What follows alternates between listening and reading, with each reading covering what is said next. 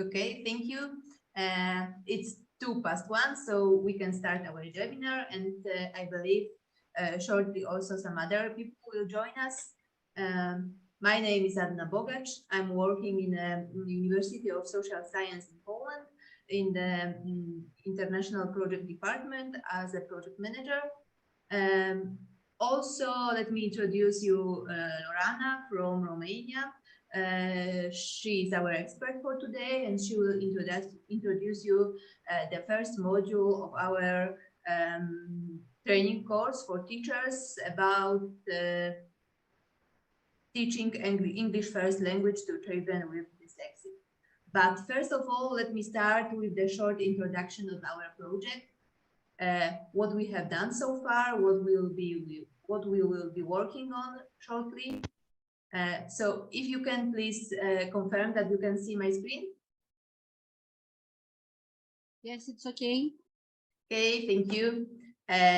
So as I said, we met today in the frame of Erasmus Plus project called LEXIS, supporting English language teachers to upgrade teaching and learning for children with dyslexia through the integration of emerging technologies and the acquisition of digital skills.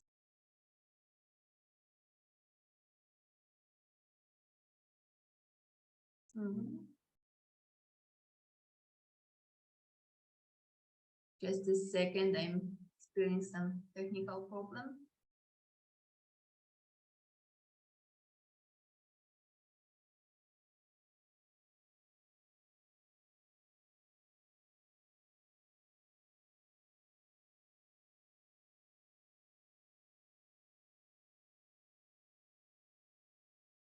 Hello.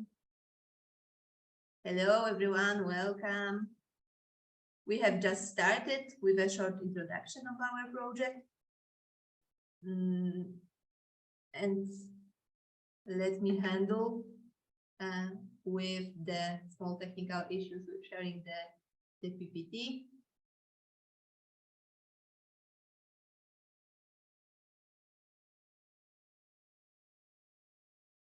Yeah, so the agenda for today's webinar is, as you can see on the slide. We will start with the brief introduction of the project, and also I will provide you with a brief introduction of project results 2, which is mostly about creating the course for teachers I mentioned before. And later on, I will give the floor to Lorana, who will provide us with some theoretical background regarding the dyslexia.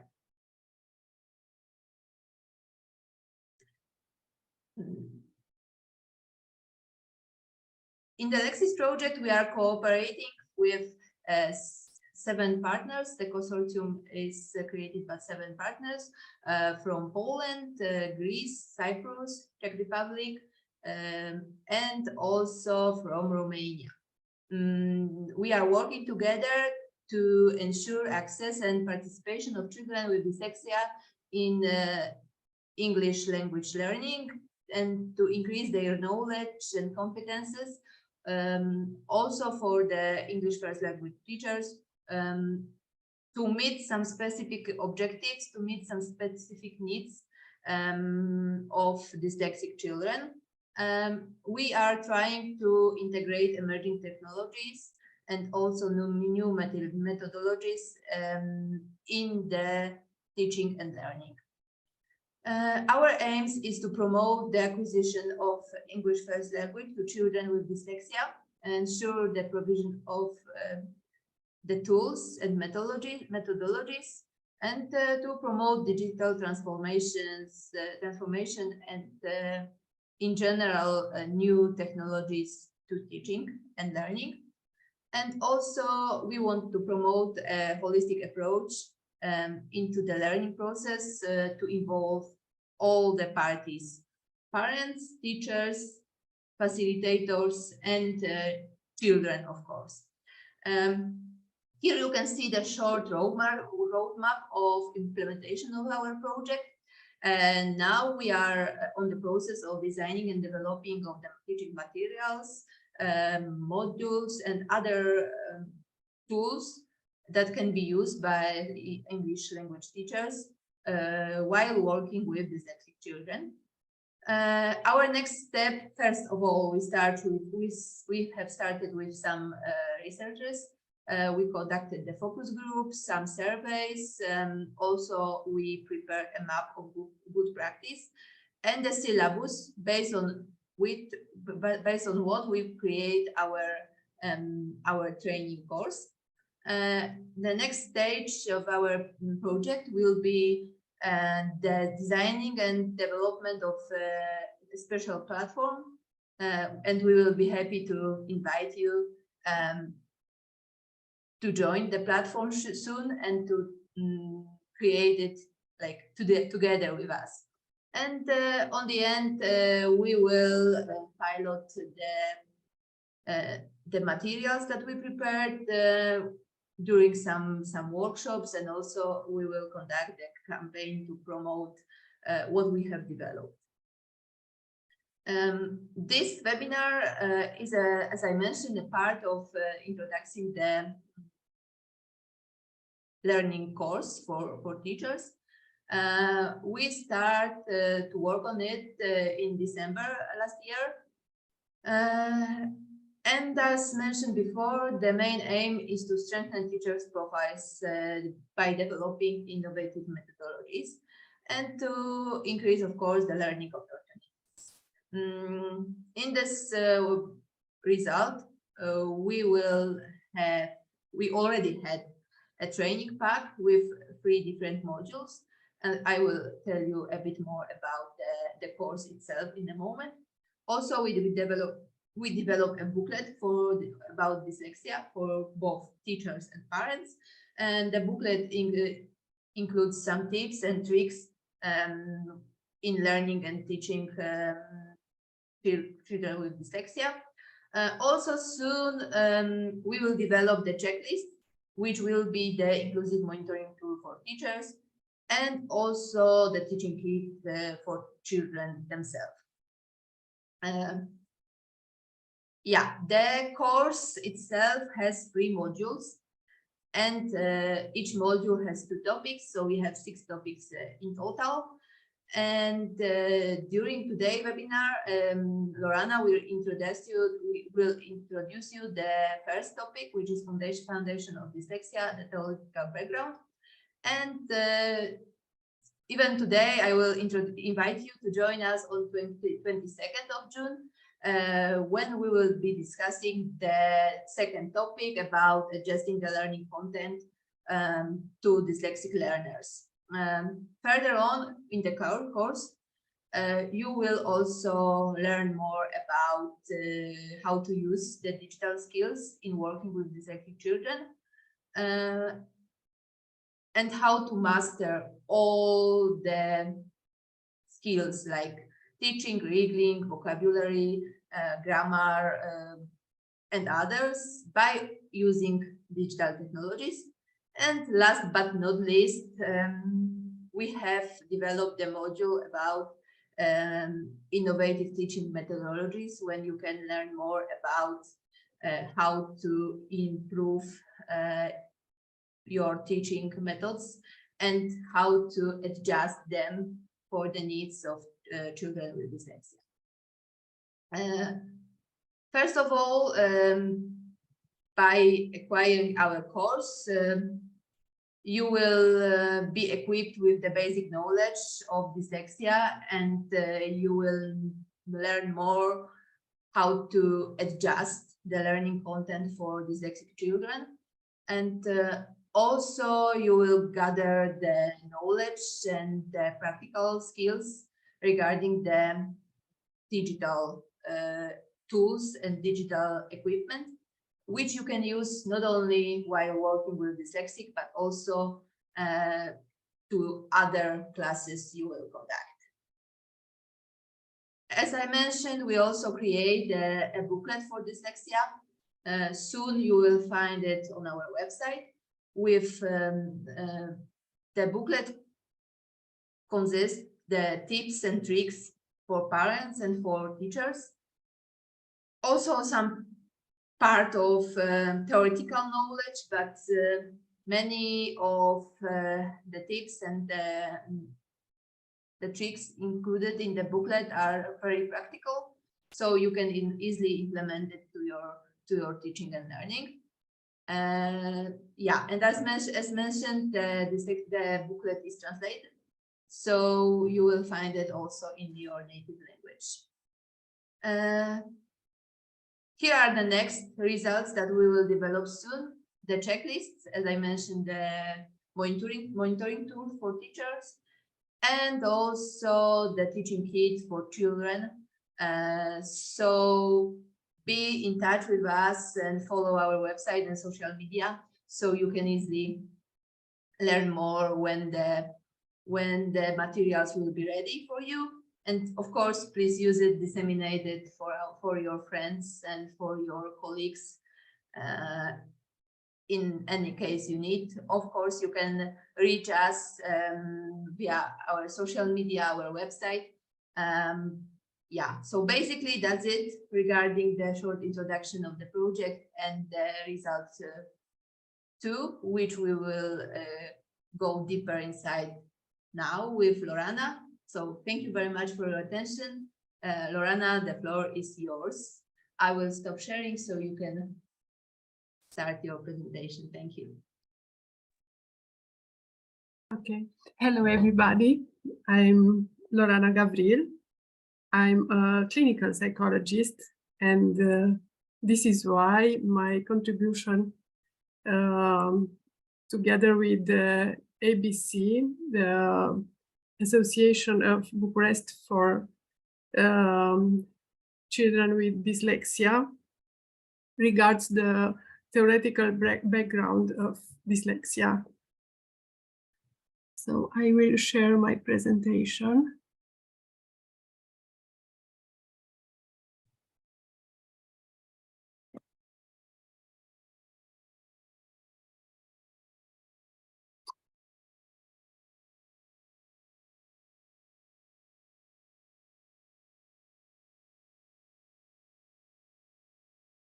Moment.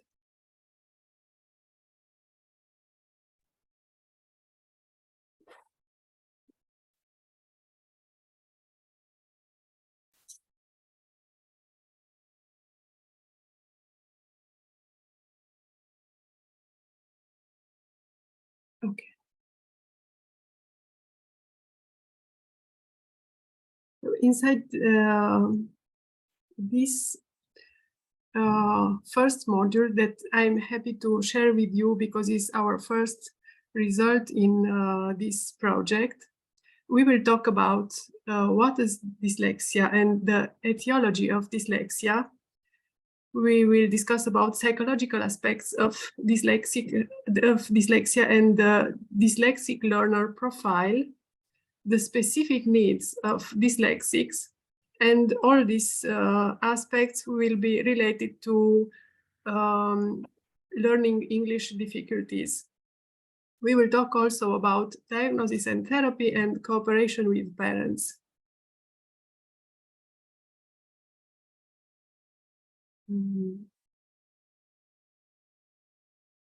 We will start from the definition, and to one objective is to give you the possibility to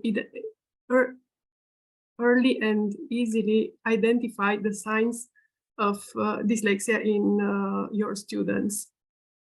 Dyslexia is a subtype of a specific learning disorder that refers to a pattern of difficulties characterized by problems with accurate and fluent word recognition, poor decoding, and poor spelling abilities. It is a neurodevelopmental disorder and has a prevalence of 5 to 20%,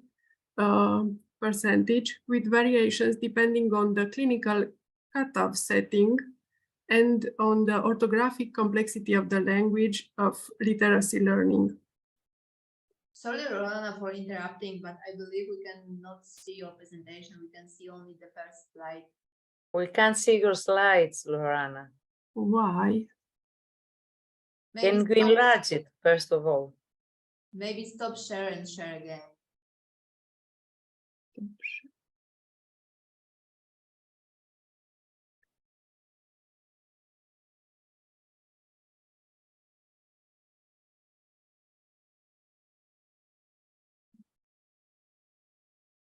Yes, now it works.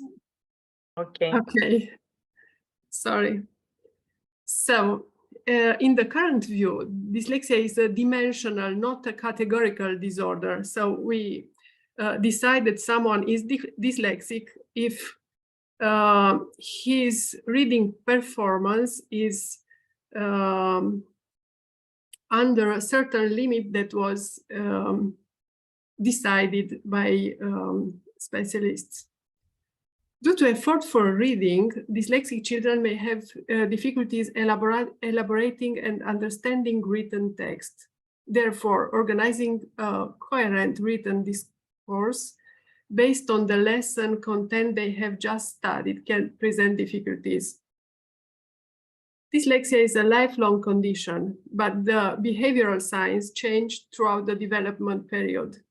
It becomes evident during literacy acquisition, and then the characteristic symptoms seem to fade with age as specific deficits are compensated by diminishing the rhythm of reading aloud or by efficient reading comprehension strategies that permit to overcome decoding difficulties. The main symptoms are slow and effortful reading, frequent errors due to speed accuracy trade-off as the child tries to catch up with his or her classmates, spelling errors, and difficulties in elaborating the content of the text. To better understand the etiology of dyslexia, we should first understand the mechanisms of reading development.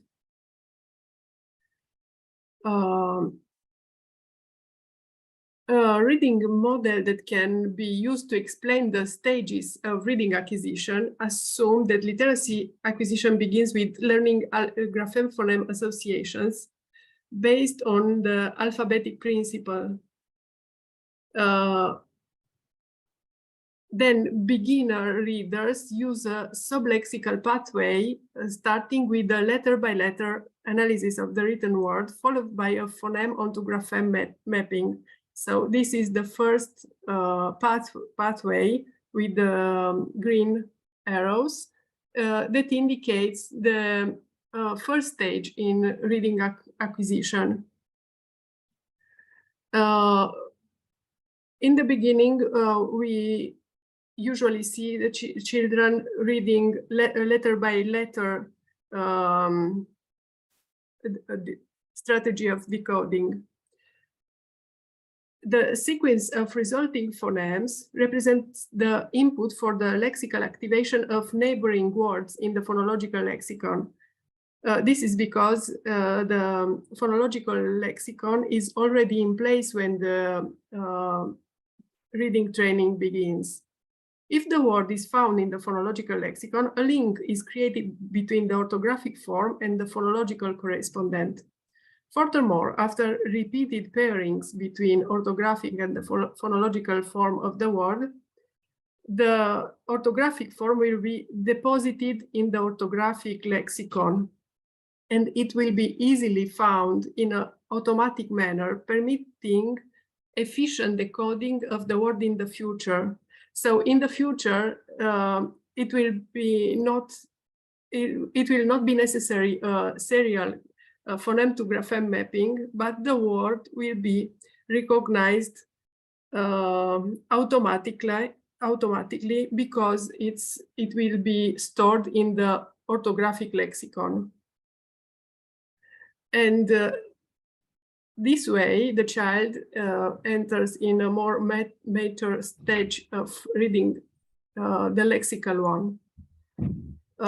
This mechanism enables the child to decode an increasing number of written words based on knowledge of a limited number of graphic symbols, 25 letters, with variations from a language to another.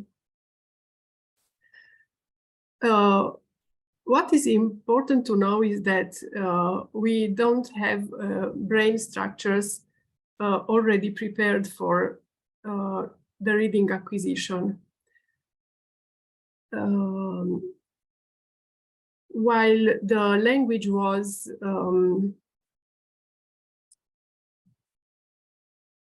crucial for human evolution in the past ages, the written language was the privilege of few before the Second World War. So it was not enough time for the brain to develop specific areas and the circuits that will permit reading acquisition. This means that when a child begins training for learning to read, several changes will occur inside his brain that will permit slowly automatic decoding of the written text. Three main changes occur in the brain with the acquisition of literacy. One at the visual level. The visual stimulation of the occipital visual area caused by reading determines an increase in the capacity to discriminate similar visual stimuli. The red one is the area that permits to recognize orthographic stimuli. This area is universal, identical to all cultures, regardless of the writing direction or the type of script. And it was found even in the readers of Braille characters. Before literacy acquisition, this area has different function. It responds to face images and to tool images. It has the propriety of mirror invariance, the capacity to recognize a visual image as identical after the left-right inversion. And this is the reason for the dyslexic difficulties to learn the difference between mirroring letters like B and D. Another change that happens with the literacy acquisition is regards language and phonology processing areas. And the blue ones. And two main changes, main modifications were observed with literacy acquisition. An increase in activation in response to spoken speech sounds in literate compared to illiterate people. So in people who don't learn to read, this increase in activation is not present. This activation is enhanced when the corresponding grapheme is present simultaneously with the spoken sound. And a third aspect that regards the brain changes with the learning to read is that an interconnection between the two areas, the red and the blue one, occur. And this interconnection was found to be very weak in dyslexic children. The etiology of dyslexia, not that we understood which are the mechanisms of learning to read, we can understand that for several people, these skills are not acquired or are not acquired in a satisfactory manner.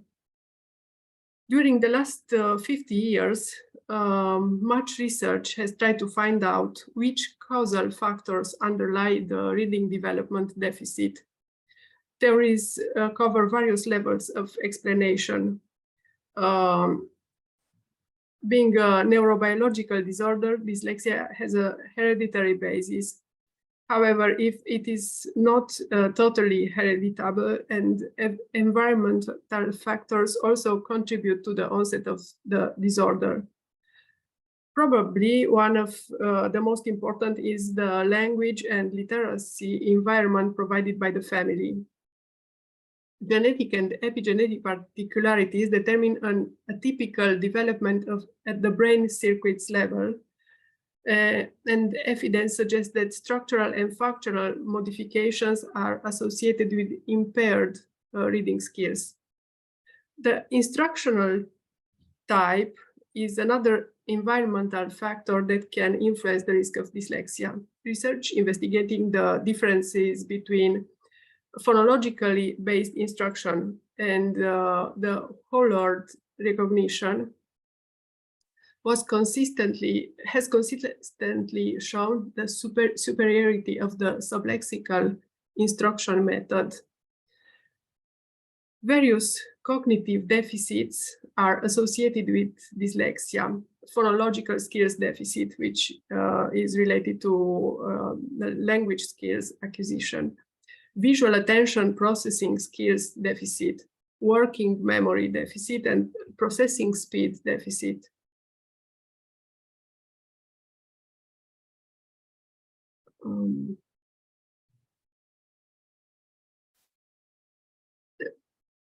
Several aspects are associated with dyslexia, and these aspects are not associated only with the educational domain.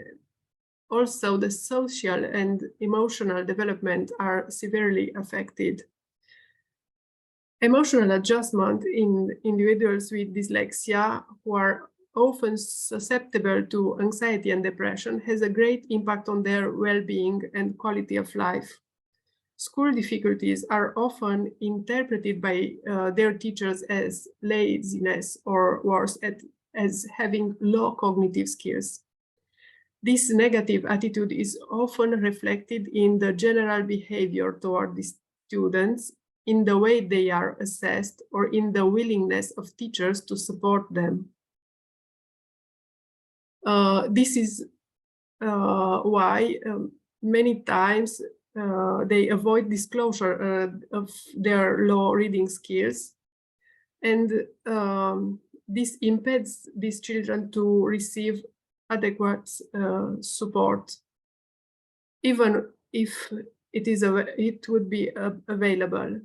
Repeated failure in responding to daily tasks demotivates dyslexic children who do not understand the reason of their difficulties. They are vulnerable to depressive symptoms, and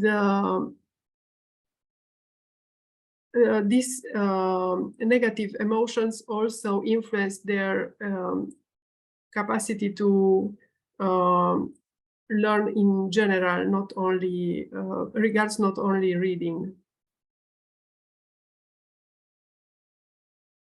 The difficulties of dyslexic children become apparent at the beginning of the primary school, but they are not a result of a disorder that occurs at the school age, but are manifestations of a disorder with a neurobiological substrate which influences the entire trajectory of development. Early signs of dyslexia are reduced ability to recognize words compared to individuals within the same age group. This often leads to a tendency to read as many words as possible and make guesses to match their peers' fluency. Most of the time, however, these problems have an early onset. They are visible in form of difficulties in acquiring the alphabetical principle and applying it to decode terms that are not familiar to them. There is a general agreement that reading is acquired through a self-learning process based on the knowledge of letters and spelling rules specific to that language. Failure to efficiently use letter sound cues early in development will determine the general difficulty in reading acquisition. For dyslexic children, reading is hard and unrewarding. That is why they avoid reading independently. And avoiding to read, they have less experience with the orthographic form of the words, and they will this will cause a further delay in reading development. Struggling readers use almost all their memory and attention resources for text decoding, so fewer resources are available to elaborate the meaning of the text. This is why comprehension is also compromised when decoding is very slow and effortful.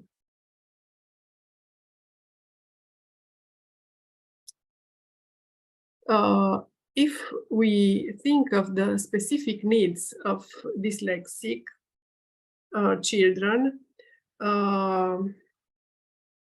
we can start from what we know about how they learn and which are the causes of their difficulties. Common factors should influence reading skills in not only in the native but also in the second language learners. At the onset of literacy training, the phonological lexicon is already in place. It is supposed that at the age of 6, the phonological lexicon contains about 14,000 words. Language skills deficit, including the phonological deficit, will impede proper grapheme-phoneme mapping and easy retrieval of the word sound in the phonological lexicon. An early intervention for developing language skills could ease the acquisition of reading skills. This is especially important for learning to read English, as the decoding rules are based on understanding the structure of words, stems, suffixes, and prefixes. Learners of English as a second language could be helped by teaching them to recognize regularities in pronouncing morphemes. They need help to recognize stable patterns even without connecting them with meaning. Second aspect is that evidence shows that dyslexic children have difficulties in multi-stimuli processing. As this is the main characteristic of written text, they could be helped by word sequencing based on colored characters, which would help sublexical processing that can reduce the load of global word recognition. For many dyslexics, the visual attention span, the number of characters that can be processed in parallel, is reduced, and different colors for syllables or morphemes inside the words could reduce the effort of decoding.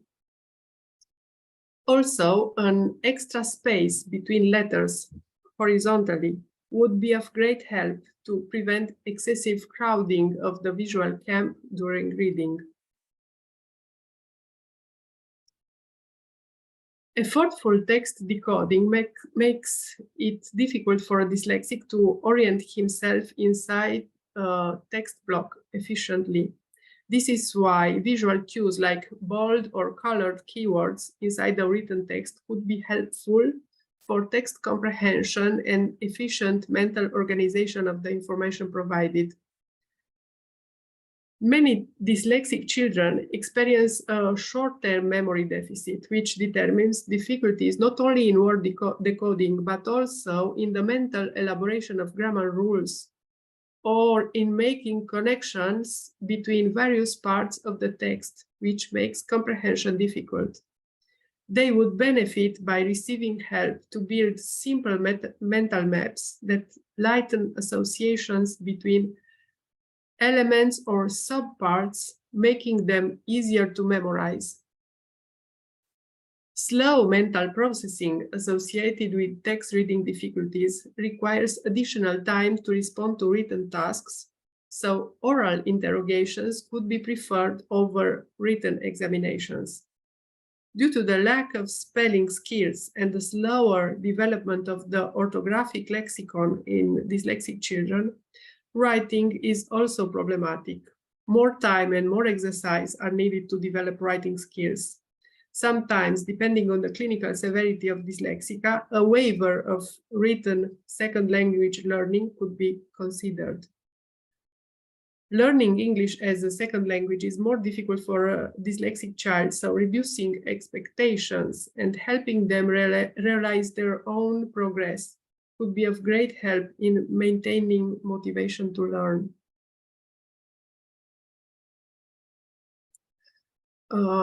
Here,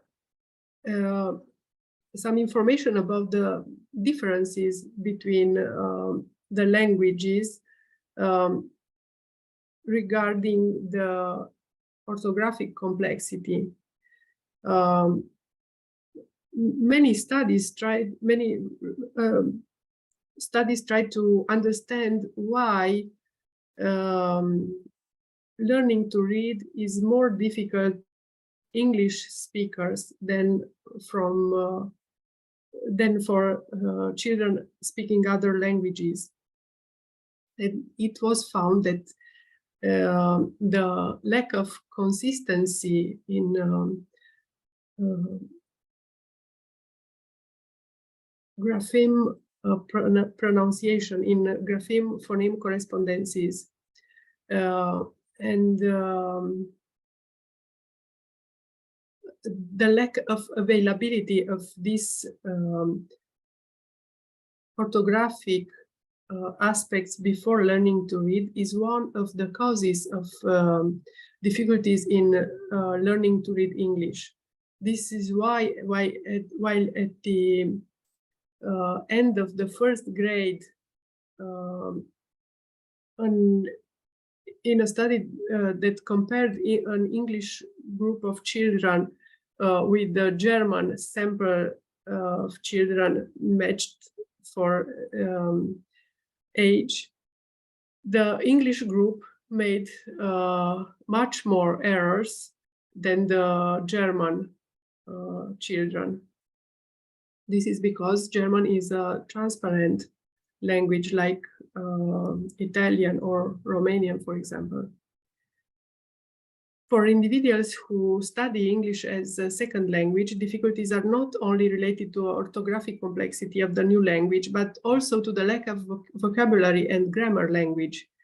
Therefore, the learners of English as a second language have to rely mainly on bottom-up processes. For example, in learning to read new words, they will use preponderantly the phonological pathway. Due to the phonetic specificities of English, not all sounds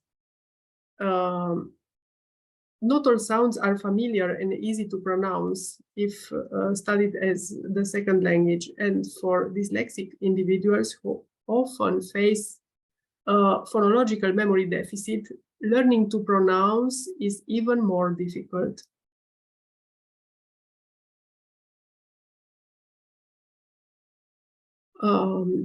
Regarding the diagnosis and therapy,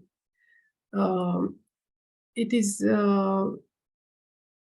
very important to understand that the success of any intervention program is highly influenced by the timing of the training delivery.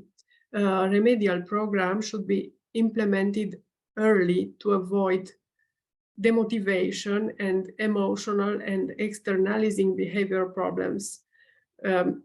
Also, it should be implemented early to avoid the increasing gap between the knowledge of the dyslexic children and their peers. Teachers often tell parents of struggling readers that they should wait for their children to grow up a little, and then the problems will disappear. Sometimes this results in late diagnosis when emotional issues are challenging to overcome and the gap between knowledge and skills of people with dyslexia and those of their classmates is already growing. The role of the teacher in the early identification of children with poor reading skills is derived from their experience in assessing reading at various age levels. The teacher is the one who has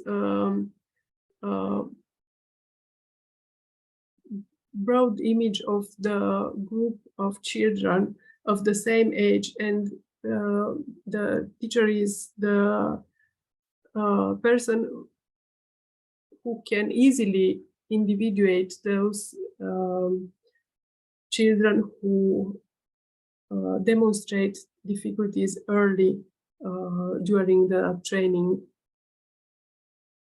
of reading.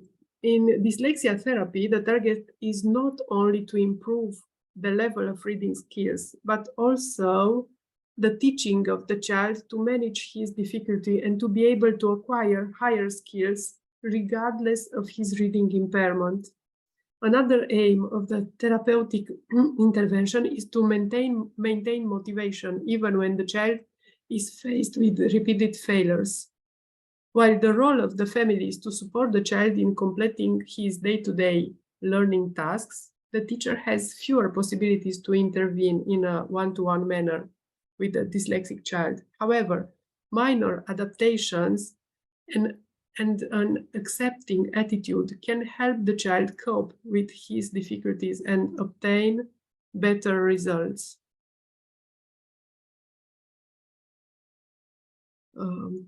This is all, and I think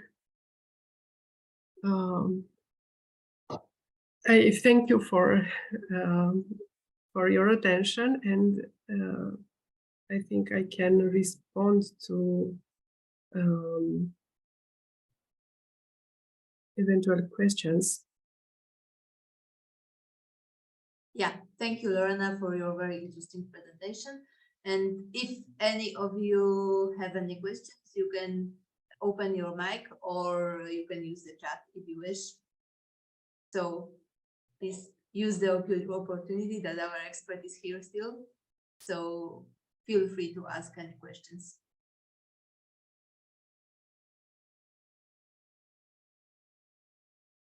Thank you, Lorana. It was very enlightening. You covered the most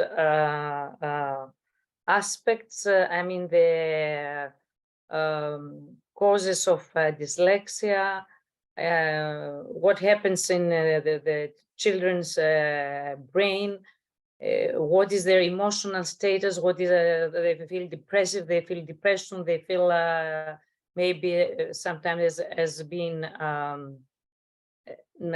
outcasts.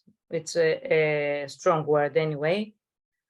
And as you said, as I understood, there's no provision from the state for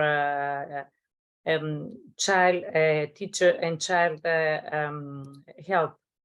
Here in Greece, we have got special teachers for dyslexic students.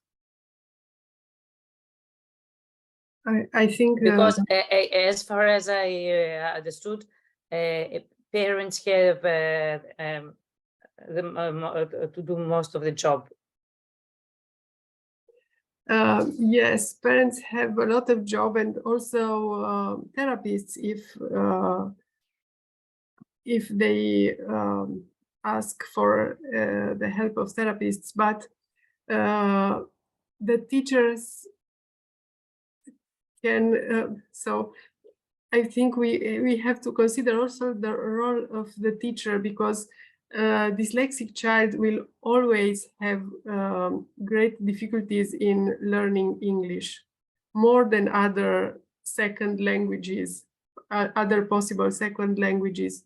So yes, because other languages are more transparent than English. Exactly. So the fact that the teacher understands, the fact that teacher don't punish or don't give low marks for orthographic difficulties, for example, is very important, because even a dyslexic child can learn to speak English, even if he or she will never learn to write it, for example. In some cases, it happens like this. They never learn to write it properly. Yes. Okay, thank you. Thank you very much. Thank you for the question. Thank you, Aleka, for sharing, and I can see that Evangelia would like to speak.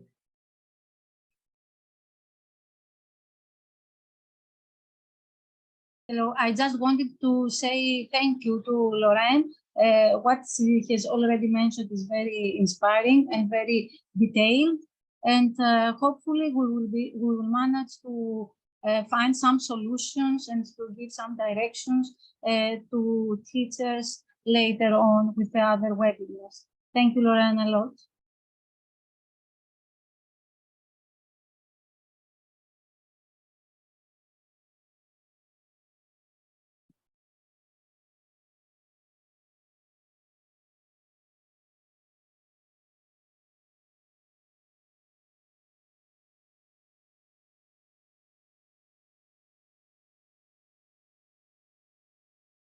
Yeah, also thank you, Angela, for sharing your point of view. If there are no further questions, thank you all for taking part in our webinar. And of course, we are in touch about our next activities. And I would like to invite you to take in part in our next webinar, which will take place on 22nd of June. And together with our Greek partner, we will discuss how to adjust the learning content for dyslexic learners. So we are in touch, as mentioned, and thank you very much. If you will have any questions, comments, you can easily reach us via our social media or our website. Thank you for your time, and enjoy the afternoon. Yes, Nicholas, of course, we can send the presentation. Yes, we will share all the materials, and also soon you will be able to find all the materials from our other modules on our website. Thank you all. Goodbye. Thank you. Bye-bye. Bye-bye. Thank you. Thank you, Lorana.